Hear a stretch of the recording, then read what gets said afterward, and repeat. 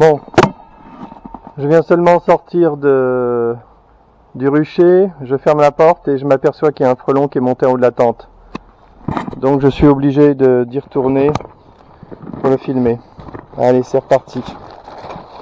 Il n'aura pas fallu longtemps, hein.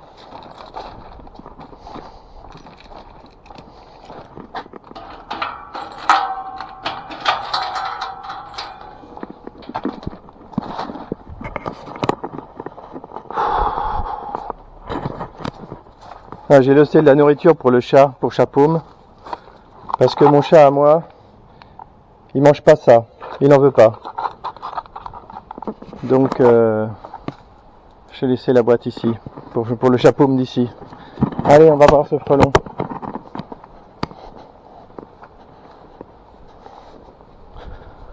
Bon, il y a pas mal d'abeilles, je suis dans le couloir d'envol, je vais plutôt me mettre derrière les ruches, c'est plus prudent. Voilà qui est fait. Cherchons le frelon. Voilà.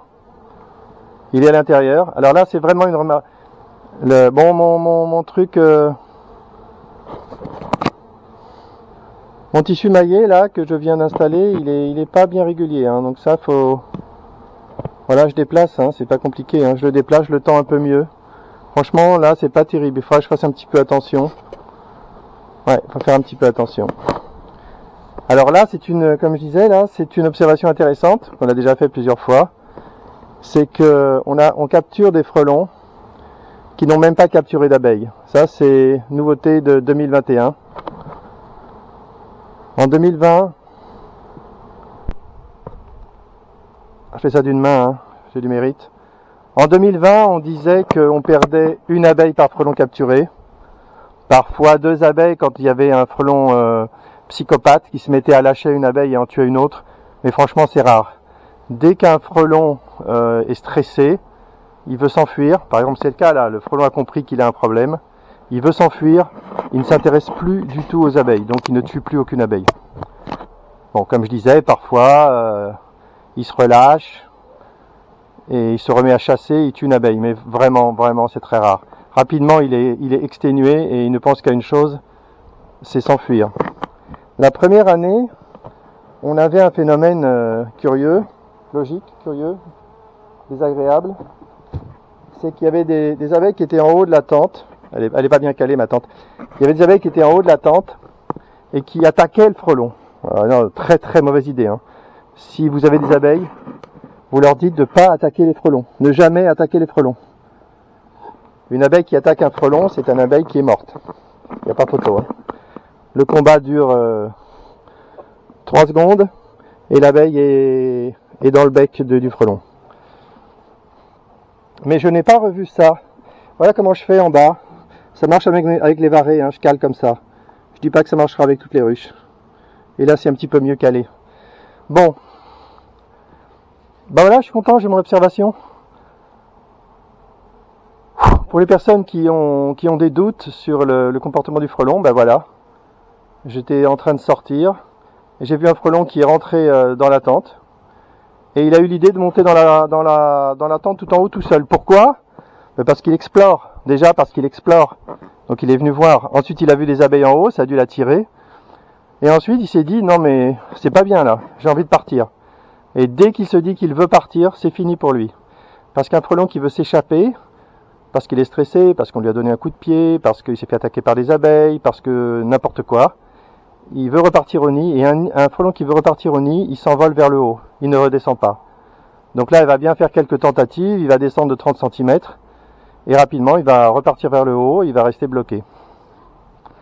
Voilà un frelon taclé. Donc, pour la théorie de la tente, l'idée, c'est que ce frelon ne pourra pas jouer le rôle de rameuteur.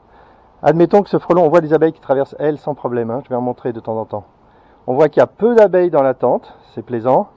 Et on voit qu'elle se pose assez rapidement sur le voile, sur le tissu maillé, et elle traverse. Voilà une abeille qui traverse, mais vraiment vite, hein.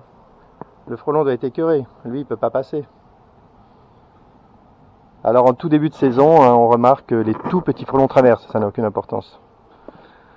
En plus, les tout petits frelons, ils traversent en lâchant la proie, donc c'est bon, la mission est remplie. Dès qu'une tente repousse un frelon du rucher sans proie, la mission est remplie. Que le frelon soit vivant, qu'il soit fatigué, qu'il soit mort, ça n'a aucune importance. Donc voilà un frelon qui marche, c'est plutôt bien pour lui, il s'épuise moins qu'en volant. Si le frelon avait capturé une abeille, il serait en train de voler et il s'épuiserait beaucoup plus rapidement. Là, il va se contenter de voler, de marcher, il peut tenir beaucoup plus longtemps. Mais quoi qu'il arrive, même s'il tombait en bas de la tente, et même s'il s'échappait, il partirait sans abeille, c'est certain. Si on libérait ce frelon, il partirait direct vers son nid, il n'arrêterait de chasser. Donc, faisons la supposition que ce frelon, il n'y a pas de pression sur ce rucher. Donc, qu'est-ce que ce frelon faisait ici? Eh bien, on peut supposer qu'il parcourait son territoire à la recherche de sources de nourriture. Et bien entendu, il est tombé sur toutes ces abeilles, il s'est dit « Waouh, c'est encore mieux qu'un buisson fleuri, il y a plus d'abeilles que je peux en rêver. Donc, je vais capturer une abeille et je vais la ramener au nid. C'est mon boulot, quoi, c'est ma mission. » Ensuite, bien sûr, il va revenir en étant super émoustillé, on suppose en balançant quelques phéromones bien significatives. Et les autres frelons qui, eux, ne savent pas trop où aller, eh bien, ils vont le suivre. Et c'est ça le rameutage.